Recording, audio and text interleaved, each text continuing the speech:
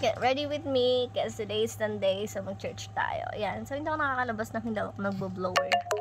Papatuyo ng buhok. Tapos, ang maayos ko lang is maglalagay ako ng sunscreen sa mukha. Tapos, binat-binat ng mukha konti. Tapos, kilay. Yan. Sobrang plain na kilay lang. Tapos, maglinis tayo ng tenga. Araw-araw yan. Pagkatapos maligo, linis tenga. Tapos, pilik mata is life. Yes, super. Hindi ko kayang hindi maganda yung pilik mata ko. Tapos gamit ko dyan O2O super eyelash ganyan.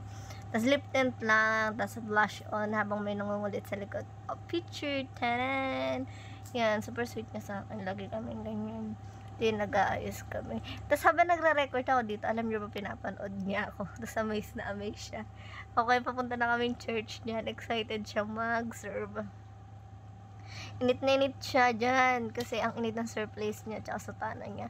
Sobrang thankful ako sa mga kuya niya dyan ng Aldar server kasi napakabait sa kanya. Tapos, done na. Okay, nakatapos na naman kami ng isang misa. I love you. O, diba? Lagi siyang may pa I love you. Tapos sabay-sabay sila mag-bow dyan. Enjoy niya yung pagsuserve. Kaya, ever since talagang dream niya yung mag-serve dyan. Kaya tuntua naman ako, syempre. So, yun lang. Bye-bye!